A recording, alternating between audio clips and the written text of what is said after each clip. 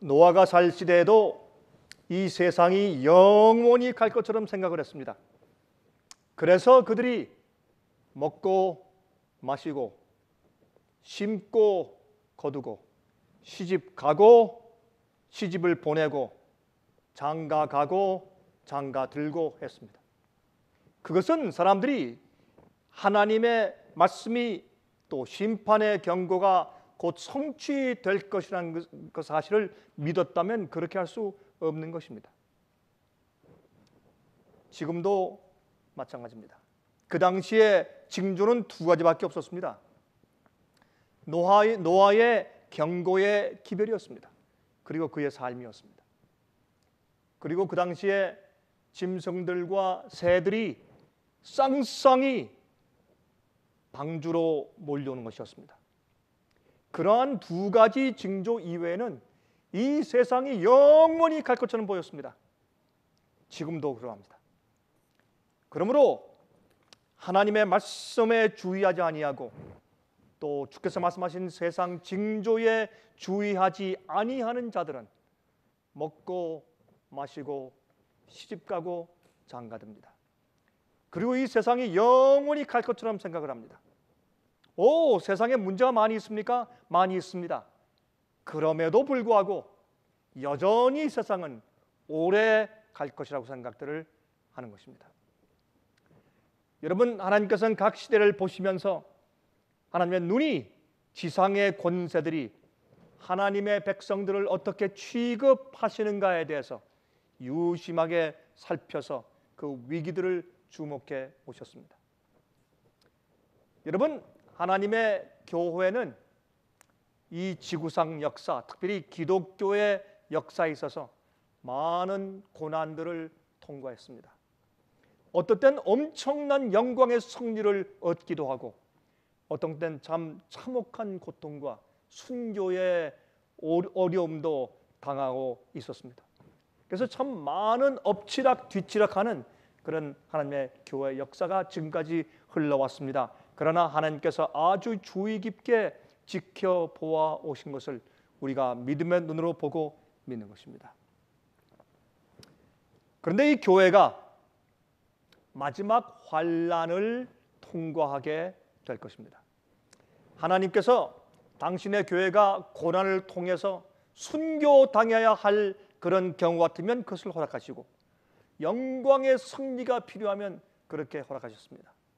그것이 하나님께서 이 세상을 구원하시고 교회를 정결케 하시는 하나님의 섭리와 역사였습니다. 우리가 모르지만 이런 신비는 우리가 구원받아 하늘에 가서 하나님께서 우리를, 우리 가정을, 우리 교회를, 우리 나라들을 왜 그렇게 취급해 오셨으며 교회가 그런 어려운 전쟁 속을 통과했는지의 그 비밀을 알게 될 것입니다. 그때까지 우리가 필요한 것은 믿음입니다. 그래서 끝까지 견디는 자는 구원을 얻을 것이라고 말씀하셨습니다. 믿음이 없이는 하나님을 기쁘시게 할 수 없다고 성경은 말씀하고 있다, 그 말입니다. 마지막 교회는 마치 사로잡혀서 사형당할 자들처럼 주림과 고통과 죽음의 공포의 대상이 될 것입니다. 그들이 그러한 어려움 가운데서 떨게 될 것입니다. 여러분, 요한복음 17장 14절에 말씀하기를 내가 아버지의 말씀을 저에게 주었사오매 세상이 저희를 미워하였사오니 그랬습니다. 세상이 저를 미워하였사오니 이는 내가 세상에 속하지 아니함 같이 저희도 세상에 속하지 아니함을 인함이니이다. 여러분, 우리가 세상에 속하지 않으면 세상이 우리를 미워할 것입니다. 요한계시록 7장 13절과 14절에는 말씀을 읽으면 다음과 같이 말씀되어 있습니다. 장로 중에 하나가 응답하여 내게 이르되 이 흰옷 입은 자들이 누구며 또 어디에서 왔느냐? 내가 가로되 내 주여 당신이 알리라 하니 그가 나더러 이르되 이는 큰 환난에서 나오는 자들인데 어린 양의 피에 그 옷을 씻어 희게 하였느니라. 그렇게 말씀했습니다. 여기도 보면 마지막 교회가 큰 환란에서 나오는 자들인데 그들이 흰옷을 입고 찬송을 부른다고 되어 있습니다. 이들이 누구냐?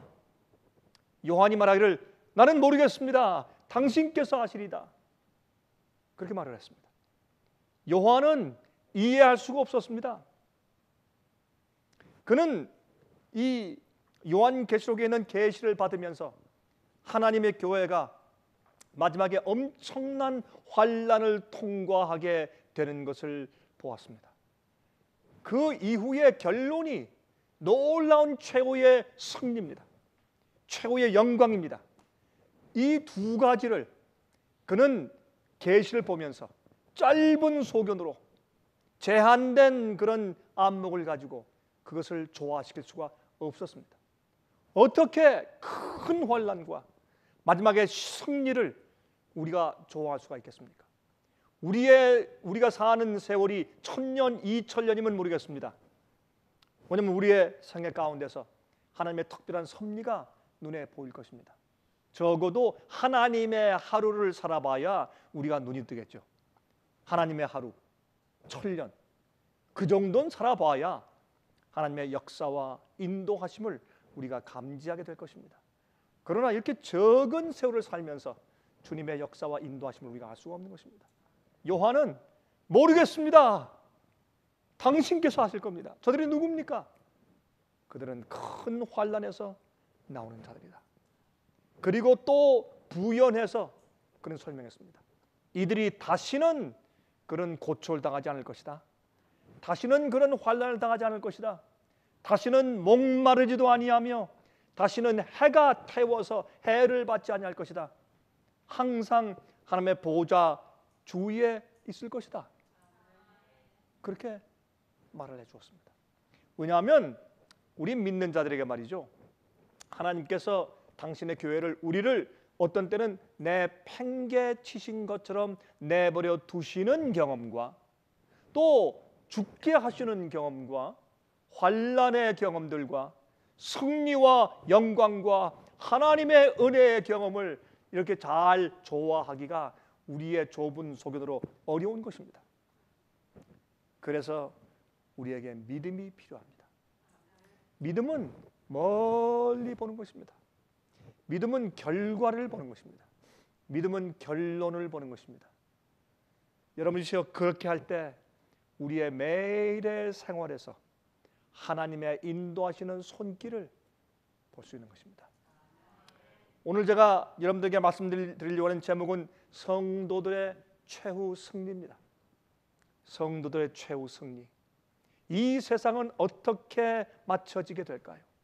하나님의 교회는 마지막 환난을 어떻게 통과할 것이며 맨 마지막에 그들이 어떤 영광의 경험에 들어가게 될까요? 하나님은 그들을 어떻게 인도하실까요? 요한계시록 13장 11절부터 15절까지입니다. 여러분, 이 속에 있는 말씀, 짐승의 표에 대한 이 예언에서 우리가 오늘 색다른 한 가지 면을 좀 이해해 보아야 할 것입니다. 그것은 다음과 같은 것입니다. 환난은 미국에서부터 시작합니다. 왜 그렇습니까? 이렇게 말씀드리겠습니다. 내가 봄에 또 다른 짐승이 땅에서 올라오니, 땅에서 올라온다고 했습니다. 바다에서부터 올라오는 먼저 짐승이 아니고 두 번째 짐승인 새끼 양 같은 짐승이 땅에서부터 올라온다고 되어 있습니다.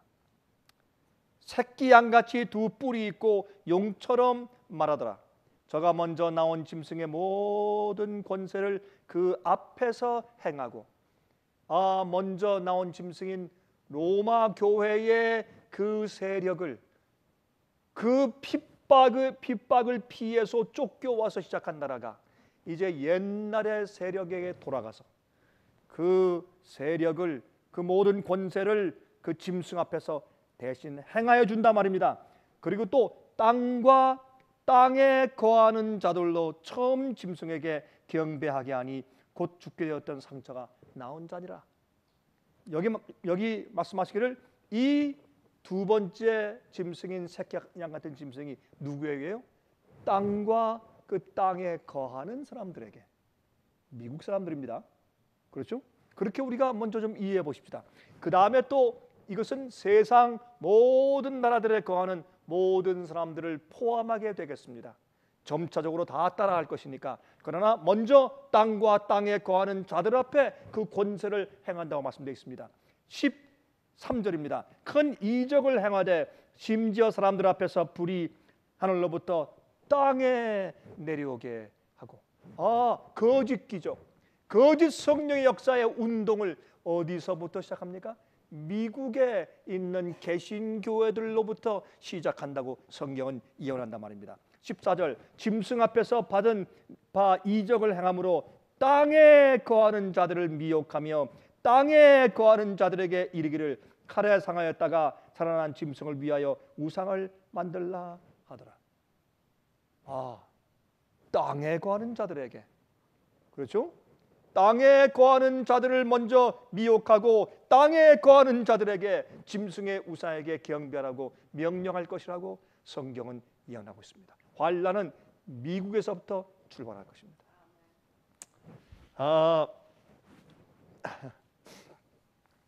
제가 이제 좀 회복이 되어 가니까 옛날처럼 좀 바빠집니다. 이메일도 많이 오고 전화도 많이 오고 할 일도 많이 생기고, 또 이제 세미나를 또 새로 찍기 위해서 원고도 많이 준비해야 되고 부탁도 많이 들어오고 그렇습니다. 근데 이제 제게 요즘에 그 한 사람이 저한테 이제 전화하면서 말하기를, 목사님의 설교를 들어보니까 핍박의 시작은 미국인데 이제는 한국에 와서 사실 때가 됐지 않았습니까? 거처질 좀 옮기시죠. 거기 너무 오래 계셨습니다. 제가 가끔 듣는 얘기입니다.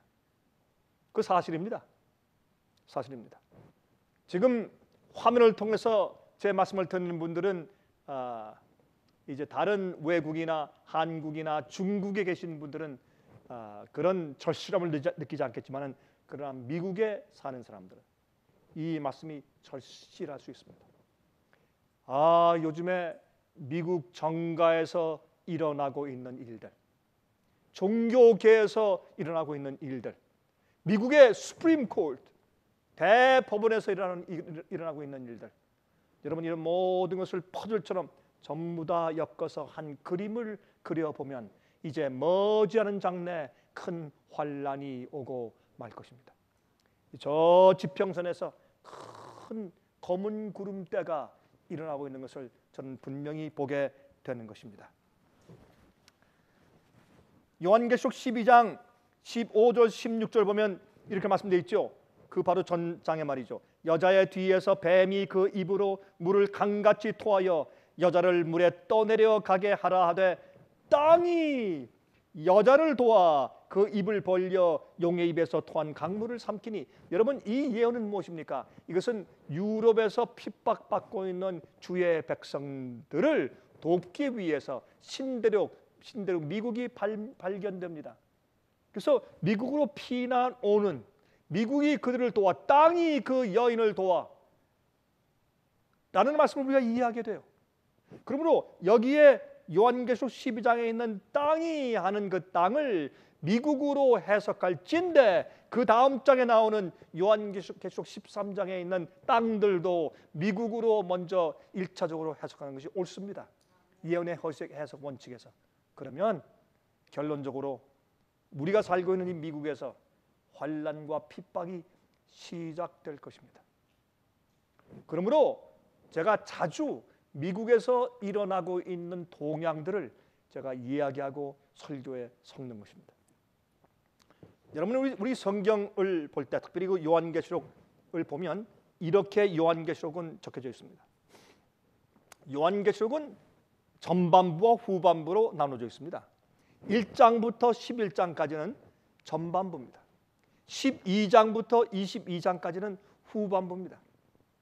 사실은 20장, 21장, 22장은 이 세상 역사가 끝난 이후에, 예수님께서 오신 이후에 생기는 일들이기 때문에 우리가 뺀다고 할지라도 1장부터 11장까지는 전반부고 12장부터 19장까지는 후반부입니다. 그러면 전반부는 무엇인가? 7교회, 7인, 7나팔들을 설명하는 것이 전반부입니다. 그런데 12장부터 후반부는 무엇을 설명하는가?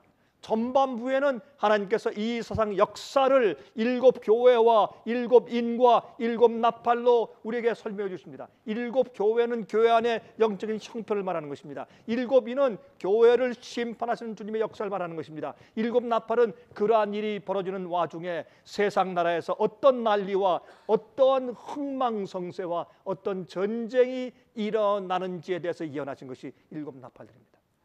그런데 재미있는 것은 말이죠, 요한계시록 12장부터 19장까지는 마지막 시대, 7번째 교회, 마지막 번째 인의 사건들, 마지막 나팔의 사건들을 중점적으로 기록해 두었습니다.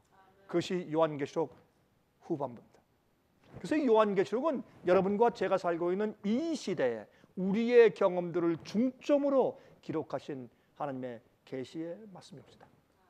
얼마나 중요한지 모르겠습니다. 우리가 이것을 이해하는 것은 참 우리의 눈을 뜨게 해주는 일이 아닐 수가 없는 것입니다.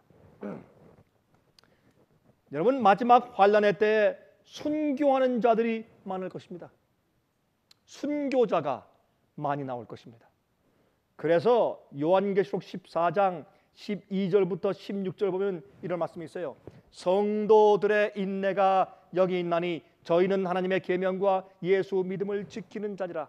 하나님의 말씀대로 살고 진리를 가지고 참된 예수의 믿음, 참된 복음을 가지고 사는 사람들을 이 세상은 미워합니다. 그러므로 또 내가 들으니 하늘에서 음성이 나서 그러되 기록하라. 자금 이후로, 이 일 이후로 지금까지 요한계시록 14장 6절부터 12절까지 있는 천사들이 하늘을 날아가면서 온 세상에 전파해야 할 복음을 가지고 있고, 바벨론이 무너졌다고 말을 하며 짐승의 우상에게 절하지 말고 표를 받지 말라고 경고한 그 마지막 경고의 말씀들을 기록하신 다음에, 그 다음에 하늘에서 음성이 내려오는데 자금 이후로 이 일 사건들이 생기는 그 이후에 주 안에 죽는 자들은, 죽은 자들이 아닙니다.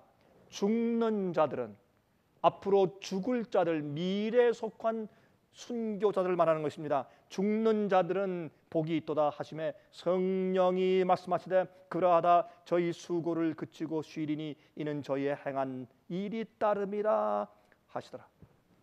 여러분, 여기 있는 말씀을 보면 이것은 그 요한계시록 6장에 나오는 다섯째 인에, 그때 죽은 순교자들이 제단 밑에서 부르짖을 때 하나님께서 그들에게 흰옷을 입히시면서 그들을 위로하시는 얘기. 너희는 지금 쉬어라. 너희가 행한 일이 나중에 보상을 받는다. 쉬어라. 그리고 너희 수고를 그치고 쉬면 너희 행한 일이 나중에 보상받고 따를 것이다 라는 그 순교자들에게 하신 그 말씀과 여기 요한계시록 14장 13절에 있는 말씀은 아주 똑같은 말씀인 것을 우리가 알게 됩니다. 특별히 헬라 원어에서는 그 구절이 너무 똑같습니다. 그 다음에 일어나는 것이 추수입니다. 또 내가 보니 흰 구름이 있고 구름 위에 사람의 아들과 같은 이가 앉았는데 그 머리에는 금면류관이 있고 그 손에는 이한 낫을 가졌더라. 그리고 또한 천사가 하늘에 있는 예수님을 향해서, 이한 낫을 가진 주님을 향해서 지금 다 추수가 익었습니다. 낫을 대십시오. 추수하십시오. 이 추수 사업은 어떤 일이 있은 다음에 두 무리가 전격적으로 갈라지고 세상의 은혜 시간이 끝난 다음에 구원 얻을 자와 구원 얻지 못할 자, 알곡과 가라지, 참 백성들과 하나님의 인을 받은 자들과 짐승의 표를 받은 마귀의 종들 사이에 구분이 정확히 생기는가? 그것은 순교자들 이후입니다. 여기 말씀의 그 순서를 보면 순교자들이 생긴 이후에 바로 두 추수가 정확하게 이루어지는 것을 우리가 성경에서 볼 수가 있다, 그 말입니다. 말라기 3장 17절입니다. 이렇게 말씀했습니다. 만군의 여호와가 이르노라. 내가 나의 정한 날에 하나님께서는 정하신 날이 있습니다. 심판하실 날이 있습니다. 계획하신 날이 있고 예언하신 어떤 지정한 날이 있습니다. 내가 나의 정한 날에 그들로 나의 특별한 소유를 삼을 것이요 또 사람이 자기를 섬기는 이들을 아낌같이 내가 그들을 아끼리라. 여기 보면 주님께서 어떤 정한 날이 있는데 그 날에는 내 백성들을 내가 특별한 소유로 삼아서 내가 그들을 아낄 것이라, 보호할 것이라 라고 주님께서 정하신 날이 있는 것을 성경에 예언하신 것을 우리가 읽어볼 수가 있습니다.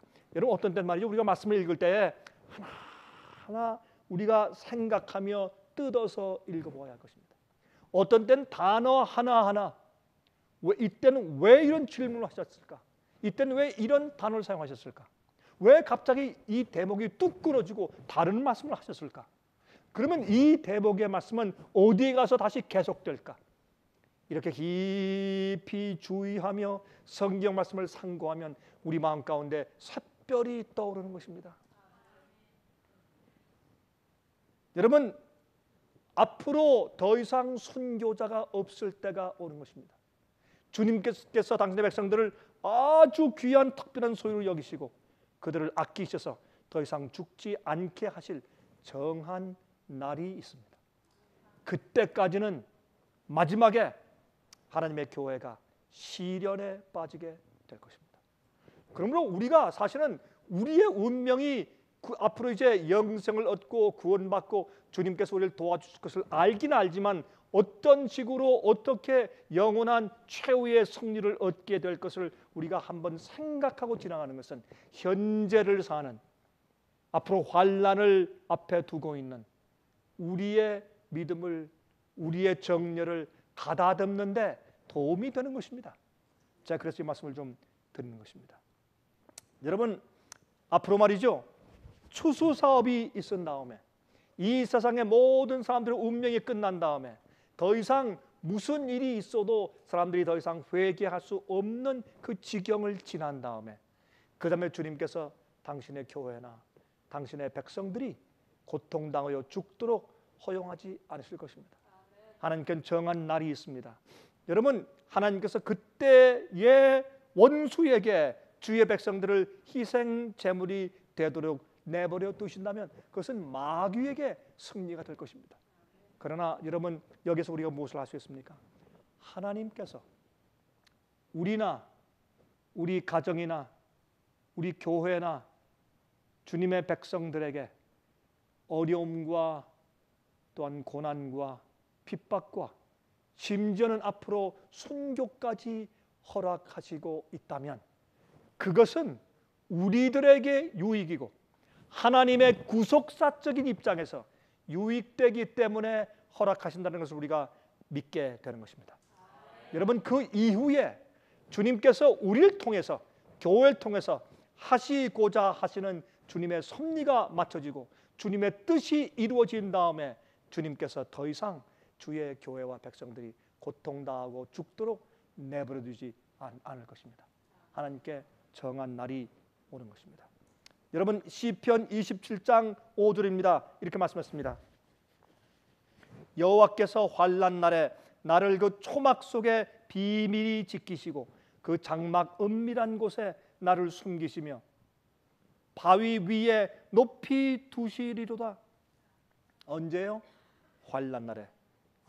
주님께서 보호하시는 날이 있습니다. 이사야 26장 20절 21절 내 백성아 갈지어다 내 밀실에 들어가서 내 문을 닫고 분노가 지나기까지 잠깐 숨을지어다.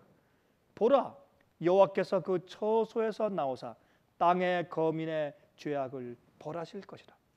주님의 심판이 이 세상에 최후로 떨어질 때 하나님께서 주의 백성들을 은밀한 당신의 처소에 숨기실 것입니다. 그것은 어떤 건물이 아닐 것입니다. 어떤 동굴도 아닐 것입니다. 거룩한 천사들의 날개 아래 보호하실 것입니다. 어떤 땐 성도들이 고난당하고 시험당할 때 그것이 주님께서 베푸시는 심판이 아닌가 아주 어려워하는 그런 경험들이 있는 것을 제가 가끔 봅니다. 그렇지 않습니다. 주님의 섭리가 이루어진다는 사실을 우리가 신앙적으로 이해하고 볼 수가 있어야 할 것입니다.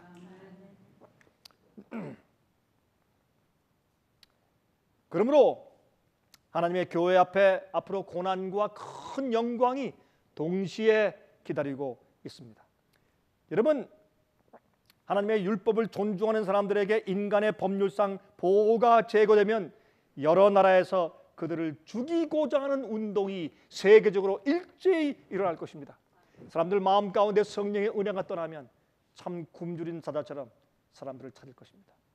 여러분, 우리는 옛날에 로마 제국 당시에 그리스도인들이 핍박당해 죽을 때 원형극장에서 정말 칼에 찔려 죽고 불에 타 죽고 사자의 밥이 되고, 여러분, 사자의 밥이 된다. 우리가 말은 쉽게 하죠. 뭐 시적인 표현입니까? 실제로 사자 밥이었습니다. 굶주린 사자가 와서 으르렁거리고, 와서 처음엔 어떻게 핥히겠죠? 옷을 찢겠죠? 팔을 물어뜯겠죠? 피가 흐르겠죠? 고통이 있겠죠? 죽겠죠? 사람들 앞에서 사자의 밥이 되는 것입니다. 쉬운 일이 아닙니다. 여러분, 그러므로 우리가 핍박과 고난과 순교라고 이야기할 때 우리는 아름다운 미사 역으로 생각을 하지만 그렇지만은 아닌 것입니다. 물론 주님께서 보호하실 것입니다. 그리고 고통을 느끼지 않게 주님께서 엔돌핀의 역사도 주실지 모르죠.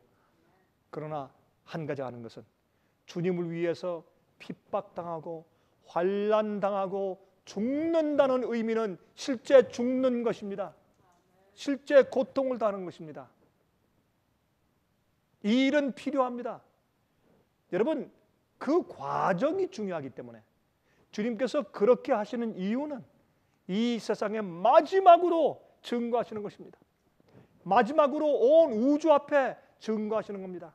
마지막으로 그 완악한 사람들의 마음속에 증거하시는 것입니다. 여러분 아십니까? 로마 제국시대 핍박당하는 그리스도인들과 죽은 순교자들의 피 때문에 수많은 믿는 사람들이 생겨났습니다. 그리고 믿는 자들 마음 가운데 충성심과 정결한 주님에 대한 사랑이 더 크게 증가하였습니다.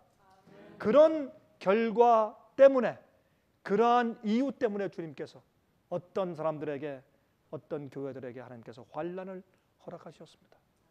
우리도 반드시 그러한 환난을 통과해야 마지막 최후의 승리를 얻게 될 것입니다. 여러분,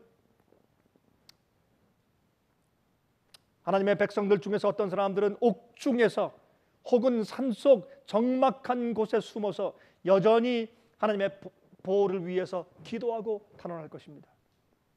그러는 동안에 각처에서 무장한 사람들의 단체들이 악한 천사들의 무리들의 충동에 의해서 그들을 죽이기 위해서 총들 앞에 세우고 이를 갈면서 달려오게 될 것입니다.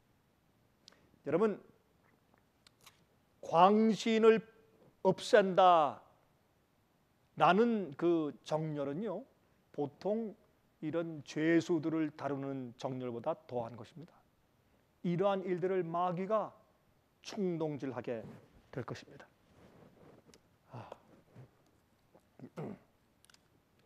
이사야 30장 29절 30절에 이렇게 말씀되어 있습니다. 하나님께서 말이죠, 당신의 택한 백성들을 구원하시려고 일어나시는 그 위기의 때에 대해서 이렇게 말씀했습니다. 너희가 거룩한 절기를 지키는 밤에와 같이 노래할 것이며. 여러분, 이건 무슨 말입니까? 이스라엘 백성들이 이제 출애굽하기 바로 전에 마지막 열째 재앙이 떨어졌습니다. 암흑 재앙 이후에 장자를 죽이는 재앙이 떨어졌습니다. 애굽 전역에 장자를 잃어버린 심판의 천사가 지나가는 그 무서운 심판을 받은 가족들이 참 절규하면서 눈물을 흘리고 아우성치는 그 밤이었습니다. 그 무서운 밤에 너희가 거룩한 절기를 지키는 방법과 같이 밤에와 같이 노래할 것이며, 그들은 유월절을 지켰습니다. 그 마지막 무서운 환난이 떨어질 때 그들은 이제 그들은 이 노예된 상태에서 해방되어 나가서 약속된 가나안 땅에 갈 것을 기대하고, 그들은 조용히 양을 먹으면서 그들은 집에서 유월절을 지켰습니다. 이것이 마지막 시대 우리 성도들의 경험이 될 것입니다. 세상의 핍박과 환란이 지나갈 때 주의 백성들에게는 과거에 가진 적이 없는 놀라운 영적인 경험이 될 것입니다. 정말 예수님의 십자가의 은혜와 하나님의 속죄의 복음이 무엇인지를 그들은 정말로 이해하게 될 것입니다. 주님의 사랑과 보호하심이 무엇이며 그들은 이제 나와 내 모든 것을 하나님을 위하여서 구속사업을 위해서 하나님의 오해를 풀어드리기 위해서 내가 제단 위에 올려놓을 것이라는 그들의 각오가 남다를 것입니다. 과거에 가져본 적이 없는 놀라운 깊은 영적인 경험들을 그들이 그때 가지게 될 것입니다. 너희가 거룩한 절기를 지키는 밤과 같이 노래할 것이며 절을 불며 피리를 불며 여호와의 산으로 가서 이스라엘의 반석에게로 나가는 자같이 마음에 즐거워할 것이라. 여호와께서 그 장엄한 목소리를 듣게 하시며 혁혁한 진노로 그 팔에 치심을 보이시되 맹렬한 화염과 폭풍과 폭우와 우박으로 하시리라. 하나님께서 마지막에 이 천연계를 뒤흔드실 것입니다. 지구를 뒤흔드실 것입니다. 그런 말을 이미 구약에서부터 말씀하신 것을 볼 수가 있습니다. 마지막에 여러분 악인들이 말이죠, 주의 백성들을 죽이기 위해서 달려올 때 그때는 이미 은혜 시간이 끝난 때입니다. 7 재앙이 떨어질 때입니다. 세상에 구원받을 자와 짐승의 표를 받을 자들의 그 차이가 분명히 그어졌습니다. 그때 주님께서 주의 백성들이 더 이상 죽게 허용치 않으실 것입니다. 이때에 마치 노획한 자기 희생 물들에게 달려드는 사냥꾼들처럼 그들은 총을 들고 그들에게 달려들 것입니다. 그런데 그런 그들의 승리와 조소와 저주의 함성을 지르는 악인들의 무리 앞에서 갑자기 온 땅에 암흑이 깜깜하게 덮칠 것입니다. 사람들이 깜짝 놀랄 것입니다. 그리고 갑자기 하늘에 무지개가 나타날 것입니다. 여러분 구약과 신약에 있는 성경을 가만히 지켜보면 하나님께서 마지막에 성도를 구원하시는 장면이 무엇인지를 우리가 힌트를 얻어서 이렇게 퍼즐처럼 모아서 맞출 수가 있는 것입니다. 세상이 어두워집니다. 이 세상의 죄악이 이 지구를 어떻게 만들었는지를 상징하기 위해서 하나님께서 이 세상을 어둠으로 채우실 것입니다. 그때 마치 하나님께서 인정하시는 무지개가 하늘에 나타나고 하늘이 쪼개져 열리는 것처럼 되면서 하나님의 보좌가 언약궤가 보일 것입니다. 다시 말해서 여러분 그 순교당하던 스데반의 경험이 반복될 것입니다. 스데반이 하늘을 보았습니다. 그리고 예수님을 보았습니다. 예수님이 너희가 내 종을, 그런 모습으로 예수님께서 하늘에서 일어나셨습니다. 그러나 여전히 돌에 맞아 죽도록 허용하셨습니다. 왜? 그것은 필요한 일이었습니다. 유대교의 운명을 끝마치시기 위해서 그것은 필요한 것이었습니다. 하나님의 심판의 과정을 위해서 필요한 것이었습니다. 사람들의 마음 가운데 깊은 성령의 은혜를 각인시키기 위해서 그것은 필요한 것이었습니다. 나중에 그들을 위해서 돌을 들고 달려드는 사람들을 위해서 기도하는 스데반의 모습을 통해서 하나님께서 보이려고 하는 주님의 계시가 있었습니다. 그것은 필요한 것이었습니다. 그러나 앞으로 하늘이 갈라지고 주님의 보좌가 보이며 거기서 언약의 무지개가 내려올 때 그때 주님께서 당신의 성도들을 죽도록 하지 않으실 것입니다. 그때는 주님께서 보호하시는 시간입니다. 여러분, 우리도 그때 하늘이 열리면서 하나님의 보호자를 우리 눈으로 똑똑히 보게 될 것입니다. 그리고 주님께서 말이죠, 천사들 앞에서 말이죠, 내게 주신 자들도 나 있는 곳에 나와 함께 있기를 원합니다 라고 예수님께서 당신의 백성들을 보여주면서 아버지시여, 온 우주여, 천사들아 좀 보십시오. 내가 이 자들이 나와 함께 내 옆에 있어서 영원히 내 영광을 보게 되기를 내가 원합니다 라고 주님께서 마지막으로 호소하실 것입니다. 그것이 주님의 증거입니다. 주님께서는 이 증거가 필요하신 것입니다. 그때 온 하늘이 인정할 것입니다. 그리고 주의 백성들을 이 자들은 예수님과 함께 영원히 여행할 자들이라고 특별한 티켓을 만들 것입니다. 우리 이것을 어떻게 이해될까요? 이것은 우리가 성경을 통해서 우리가 그 힌트를 통해서 이해하는 것들입니다.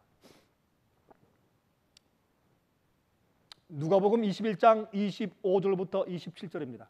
1월 성신에는 징조가 있겠고 땅에서는 민족들이 바다의 파도에 우는 소리를 인하여 혼란한 중에 곤고하리라. 사람들이 세상에 임할 일을 생각하고 무서워함으로 기절하리니 이는 하늘의 권능들이 흔들리겠습니다. 자, 보세요. 예수님께서 말이죠, 이 마지막 시대의 그 징조들을 말씀하시면서 예수님께서 오시기 직전에 세상을 말씀하시면서 지식이 더하고 사람들이 빨리 왕래하는 시대에 어떻게 마지막 시대의 징조들이 이루어져 갈 것인가에 대해서 간단하게 집약해 설명하시면서 제일 처음에 어떻게 해요? 1월 성신의 징조가 있습니다. 미국에서 1800년도 말기와 그렇죠? 1700년도 말기에 그런 징조들이 있었습니다. 여러분, 그런 징조들이 세상에 정말 있었습니다. 특별히 1755년도에 리스본의 지진 이후에 1700년도 말기 1800년도 1833년도 그럴 때 해, 달, 별의 징조들이 있었던 것을 우리가 과거 역사와 천문학을 통해서 배우고 합니다. 그 다음에 어떤 일이 있습니까? 땅에서는 민족들이 바다의 파도에 우는 소리를 인하여 혼란 중에 곤고합니다. 나라들이 떠듭니다. 전쟁이 있습니다. 사회 혼란이 있습니다. 예? 원자폭탄이 개발됩니다. 실험을 합니다. 그것 때문에 지진들이 일어납니다. 이 지구의 환경이 바뀝니다. 새롭게 조성됩니다. 공해가 생깁니다. 하늘의 오존층이 뚫어집니다. 예? 태양의 폭발이 생깁니다. 그것을 막을 막이 더 이상 없습니다. 하늘의 궁창이 떠나갑니다. 여러분, 이런 모든 것들을 통해서 그 이후에 생기는 일들은 여러분, 우리 인간들이 땅을 망하게 했습니다. 우리가 눈에 보이지 않지만 우리가 만든 산업 발전과 모든 대기 가스를 공중에 보낸 것들과 가공한 무기들을 만들어서 실험한 것들, 이런 모든 죄악의 결과 때문에 이 지구는 파멸하게 만들어진 것입니다. 하나님의 이 자연의 창조의 법칙이 깨어져 버리게 된 것입니다. 여러분, 그랬을 때 어떤 일이 생깁니까? 이젠 하늘의 권능들이 흔들립니다. 그때 사람들이 인자가 구름을 타고 능력과 큰 영광으로 오는 것을 볼 것이라 했습니다. 여러분, 하늘의 권능들이 흔들려요. 이건 시적인 표현이 아니에요. 실제 사건입니다. 이러한 순서로 이 지구를 망하게 하는 자들의 역사가 있은 다음에 하늘의 권능들이 실제로 흔들립니다. 여러분, 하늘의 권능들이 뭡니까? 해, 달, 별들이 아닙니까? 밤에 갑자기 해가 떠오르면 그런 일이 가능할까요? 여러분, 이 지구는 정말 어려운 그런 이 변모된 환경으로 치닫고 있습니다. 여러분, 이런 온난화 현상이 지구에게 얼마나 큰 데미지를 주었는지 우리는 잘 모르는 것입니다. 여러분, 그러므로 밤에 갑자기 태양이 떠오를 수 있습니다. 강물이 거꾸로 흐를 수 있습니까? 만약에 말이죠, 이 지구의 위도에 문제가 생기면, 흔들리면, 달의 움직임에 하늘의 권능들이 좀 흔들리면 밀물썰물에 문제가 있습니까? 위에서 아래로 흐르는 그런 물들이 밑에서 위로 흐르는 강물이 거꾸로 솟구치는 그런 일들이 혹시 생길 수 있을까요? 여러분이시여, 이 세상은 엄청난 일들이 곧 생기게 될 것입니다. 여러분, 노아 때 말이죠, 사람들은 이 세상이 영원히 갈 것이라고 생각했습니다. 그러나 하루아침에 이 세상을 진동하는 물이 내려와서 이 땅을 다 채웠습니다.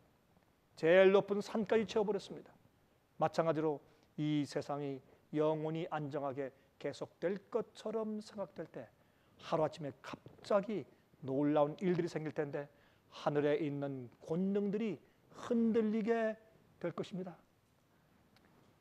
갑자기 바닷물의 밀물과 썰물의 현상이 혼돈되어 일어난다면 얼마나 놀랍겠습니까?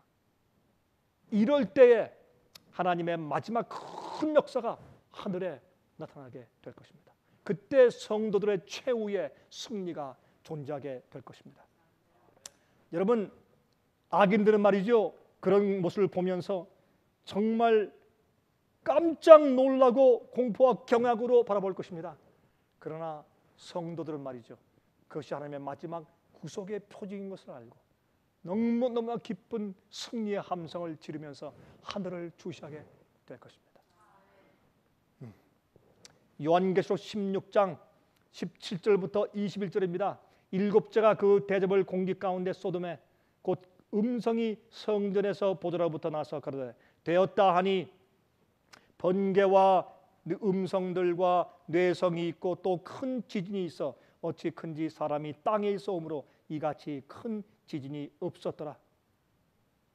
20절 각 섬과 각 섬도 없어지고 산악도 간데 없더라. 21절 또 중수가 한 달란트나 되는 큰 우박이 하늘로부터 사람들에게 내림에 사람들이 그 박제로 인하여 하나님을 회방하니 그 재앙이 심히 크미더라. 너무나 재앙이 크고 환란이 커서 사람들은 소리를 지르고 어찌할 줄을 모르는데 그러나 그것들이 더 이상 사람들의 마음에 회개를 일으키지 못한다고 성경은 설명합니다. 여러분, 바닷물이 요동칠 것입니다. 땅의 기초 자체가 무너져 버리는 것 같습니다. 산맥들은 가라앉고 사람들이 거하는 섬들은 잡지 없이 없어질 것입니다. 여러분, 섬들이 다 빠진다. 지금 눈에 보지 않습니까? 북쪽에 있는 북극 이 빙산들이 갑자기 녹아내리면서 점점 육지의 그 해안가들이 잠기고 있지 않습니까? 이런 일들이 갑자기 생길 것입니다. 신속하게 이루어질 것입니다. 여러분, 사람들이 도무지 상상하지도 못한 일들이 갑자기 일어나게 될 것입니다. 한 덩어리가 100근쯤 되는 우박이요? 이것은 뭔가? 이것은 한국 중량으로 70kg, 우리 미국의 파운드로 약 한 150파운드. 어마어마한 그런 큰 우박들이 떨어지면서 오만하고 교만한 이 세상의 모든 도시들이 파괴되게 될 것입니다. 그러므로 우리가 도시들을 향해서 마지막 들을 귀가 있는 자들에게 듣게 하도록 하기 위해서 최선을 다해야 할 것입니다. 그 일이 현재 우리가 해야 하는 일입니다. 우리가 어떻게 이를 감당할까? 성령께서 하십니다. 우리가 보내는 적은 전단지 하나, 인터넷 방송 하나가 어디에서 정말 기도하며 몸부림치며 진리를 찾고 있는 한 명, 두 명 영혼들을 주님의 성령께서 그것으로 인도하실 것입니다. 옛날 고넬료를 인도하시고 구스네시를 인도하신 하나님께서 오늘도 살아계셔서 마지막 이 환란의 최후의 승리를 맛보는 성도를 불러내시는 주의 역사가 우리의 이 노력을 통해서 이루어지게 되길 저는 매일 기도합니다. 그것이 지금 우리가 해야 할 일입니다. 그 마지막 시대, 그 마지막 때에 최후의 승리를 만나는 성도가 되게 하는 역사가 얼마나 귀한 전도사업이 되겠습니까? 여러분, 호화스럽고 정말 많은 재산을 허비하여 낭비하면서 세워진 그런 건물들이 다 무너져 내리고 그 똑같은 일을 통해서 말이죠. 감옥의 벽들도 무너집니다. 큰 화로운 여러분 건물만 무너지는 것이 아니라 감옥의 벽들이 무너집니다. 갇혀있는 주의 백성들을 해방시킬 것입니다. 여러분, 똑같은 주의 심판은 악인들을 멸망할 때 주의 백성들은 구원하고 주의 백성들에겐 구원의 표징이 될 것을 우리가 알아야 할 것입니다. 여러분, 그때 땅의 무덤들이 열리고 땅의 티끌 가운데서 사는 중에서 많이 깨어서 영생을 얻는 자도 있겠고 수욕을 받아서 영원히 무궁히 부끄러움을 입을 자도 있을 것입니다.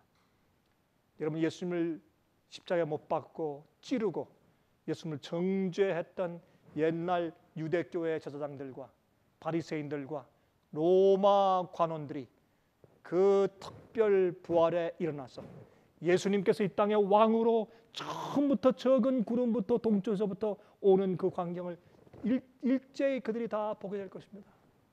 그때 얼굴이 그들은 창백하게 되어서 두려움과 공포 가운데 떨 것이지만, 그러나 성도들은, 최후의 승리를 맛보는 성도들은 그것이 그들의 마지막 구원의 징조인 것을 알고 승리의 함성을 부를 것입니다. 똑같은 사건을 보면서 멸망당하는 자들에겐 공포가 되고, 구원받는 자들에겐 거룩한 구원의 표징이 됩니다. 그렇다면 지금도 마찬가지입니다. 똑같은 사건과 똑같은 일과 똑같은 경험을 보면서 구원 얻는 자들에게는 그것이 하나님의 은혜의 표징이 될 수 있고, 멸망당하는 자들에게는 공포의 대상이 될 수 있습니다. 이것이 매일 우리들의 경험의 차이가 되어야 할 것입니다. 여러분, 이때 악인들은 떱니다. 마귀 사탄도 무서워서 떨게 될 것입니다.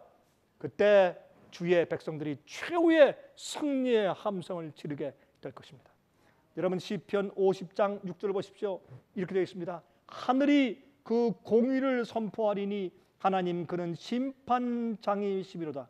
여러분, 성경에서 하나님께서 심판하시는 그 기본이 무엇입니까? 율법, 계명입니다. 십계명입니다. 그래서 심판을 상징하는 지성소의 법궤 안에 두 돌비 십계명이 그 안에 놓여 있었습니다. 여러분, 여기 보면 마지막에 하늘이 그 공의를 선포해요.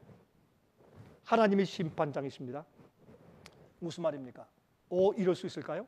하늘에 갑자기 말이죠, 그 마지막 시기에, 그 마지막 그 악인들이 공포에 떠는 그 마지막 시기에 하늘에 갑자기 손이 나타나면서 말이죠, 두 돌비를 들고 있습니다. 하나님께서 모세에게 주셨던 그 돌비를 그 손이 들고 있을 수 있습니까? 생각해 보세요. 그리고 그 돌비를 열 때 모든 이 땅에 살고 있는 모든 사람들이, 성도들도 악인들도 타락한 천사들도 사탄도 전부 하늘을 응시하게 됩니다. 그때 도무지 변할 수 없는, 한 번도 변해보지 않은 10가지 계명이 거기에 붉글씨로 기록되어 있는 것을 보게 될 것입니다. 첫째 계명, 둘째, 셋째, 특별히 넷째 계명, 그리고 다섯째, 여섯째, 일곱째, 여덟째, 아홉째, 열째 계명이 분명히 두 돌비에 기록되어서 하늘의 높이 들릴 때 이 세상에 있는 모든 사람들이 그것을 바라보게 될 것입니다. 하나님께서 하늘에 공의를 베푸시고 주님이 심판장이신 것을 선포하실 것입니다. 이런 일들이 실제로 앞으로 일어날 사건들입니다. 여러분, 성경은 페이지 수가 너무 작아서 이렇게 일일이 기록하시지 않지만은 우리가 구약과 신약 성경 말씀 가운데서 그 힌트를 충분히 발견하게 되는 것입니다. 여러분, 시내산에서 불꽃과 우레 가운데 주신 그 율법, 주님께서 말이죠, 당신의 손가락으로 친히 쓰신 그 율법이 온 사람들 마음 가운데 새겨지도록, 일깨워지도록 하늘에 펼쳐질 때 얼마나 많은 사람들이 주님의 법도대로 순종하며 따라오지 않았을 뿐더러 그렇게 사는 자들을 핍박하고 욕한 그들의 죄에 대해서 얼마나 가슴 아파하며 그들이 이를 갈며 후회하게 될까요? 여러분, 기억하십시오. 악인들도 후회할 것입니다. 악인들도 어떤 의미에서 회개합니다. 그러나 구원을 얻게 하는 회개가 아니라 그들은 깊은 후회 가운데 빠지게 될 것입니다. 말라기 3장 18절입니다. 그때에 너희가 돌아와서 의인과 악인이며 하나님을 섬기는 자와 섬기지 아니하는 자를 분별할 것이라.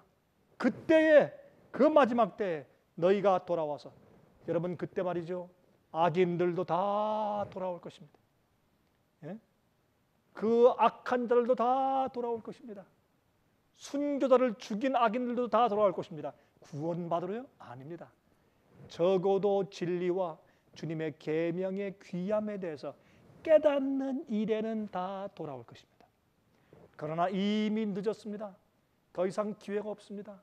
그들의 품성은 인쳐져서 어떻게 해요? 악하게 짐승의 표로 인간의 고디를 선택하고 잔인한 마귀의 성품으로 인쳐지고 굳어졌기 때문에 그들은 더 이상 그 놀라운 사건들을 보아도 회개할 수 없게 되어버렸습니다. 그러나 적어도 깨닫는 입장에서는 모든 자들이 돌아오게 될 것입니다.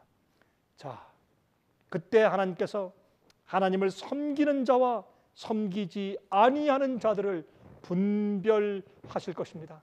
그 분별하시는 마지막 심판의 원칙이 항상 그러하지만 특별히 하늘에 있는 두 돌비 주님의 계명인 것을 세상이 어김없이 오해함 없이 그들이 보게 될 것입니다. 이때 성도들이 최후의 승리를 얻게 되는데 그들의 찬송을 우리가 어떻게 감히 지금 짐작할 수 있겠습니까? 어떤 찬송이, 어떤 노래가 그것을 묘사할 수 있겠습니까? 우리의 그 가슴 벅참과 감격과 승리와 즐거움과 기쁨, 지금 이 세상에 우리가 60년, 70년, 80년, 90년 우리가 이 세상에 사는 그 세월 동안에 혹시 믿음으로 살다가 주님 위에 살다가 진리 위에서 말씀대로 살다가 조금 억울해졌거나 아니면 서러움을 받았거나 고통 가운데 있었던 그런 것들이 감히 거기에 견줄만하게 되겠습니까? 그것을 순간적으로 다 잊어버릴 만한 그런 감격과 기쁨으로 그들은 찬송 부르게 될 것입니다. 이것이 성도들의 최후의 승리입니다. 우린 가끔 이 마지막 최후의 승리에 대해서 명상하면서 기도할 때 우리에게 용기가 되는 것입니다. 미리 승리할 것을 알면 현재의 전쟁이 쉬워지는 것입니다. 싸우기가 그렇죠. 여러분 이런 말씀했습니다. 여기 시편 46장 1절부터 3절입니다. 하나님은 우리의 피난처시요 힘이시니 환난 중에 만날 큰 도움이시라. 그러므로 땅이 변하든지 산이 흔들려 바다 가운데 빠지든지 바닷물이 흉용하여 뛰놀든지 그것이 넘침으로 산이 요동할지라도 우리는 두려워 아니하리로다. 얼마나 귀한 말씀입니까? 이 말씀은 정말 마지막 시대 이제 곧 우리 앞에 이루어질 하나님의 놀라운 언약입니다. 이 언약을 우리가 굳건히 붙잡아야 할 것입니다. 우리가 가끔 부르는 찬송 가운데서 바로 이 시편 46장을 토대로 만든 찬송가가 있습니다. 이 찬송가의 가사를 작사한 사람의 이름을 우리는 모릅니다. 무명입니다. 그러나 이 찬송가를 이 작사자가 시편 46장을 토대로 작사한 것을 우리는 압니다. 그 찬송은 이렇습니다. 피난처 있으리 환난을 당한 자 이리 오라. 땅들이 변하고 물결이 일어나 산 위에 넘치되 두렵지 않네. 이방이 떠들고 나라들 모여서 진동하나 우리 주 목소리 한 번 바라시면 천하의 모든 것 망하겠네.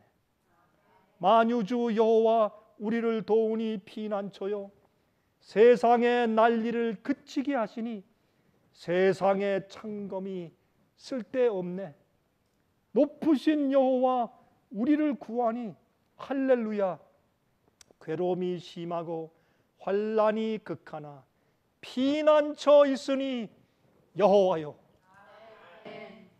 이 찬송이 오늘부터 주님 오시는 날까지 우리의 영혼 속에서 계속 불려지기를 간절히 바랍니다. 아멘. 기도하십시다. 자비하신 하늘에 계신 우리 아버지시여, 주님의 은혜를 감사합니다. 주께서 주신 약속을 인해서 감사합니다. 우리가 믿습니다. 우리는 연약하여 엎치락 뒤치락 할지라도 우리가 믿습니다. 하나님 아버지를 믿고 주의 말씀 성경을 믿으며 그 속에 있는 약속들을 믿습니다. 성령의 역사심을 믿고 저희를 통하여서 많은 성도들을 구원하시는 전도하심을 믿습니다. 주님 저희를 도와주셔서 매일의 전쟁에서 승리케 하시고 용기를 갖게 하시며 최후의 승리의 그 함성을 지를 날까지 낙심치 않게 도와주시옵소서. 살아계신 예수 그리스도의 거룩하신 이름을 의지하여 간절하게 기도합니다.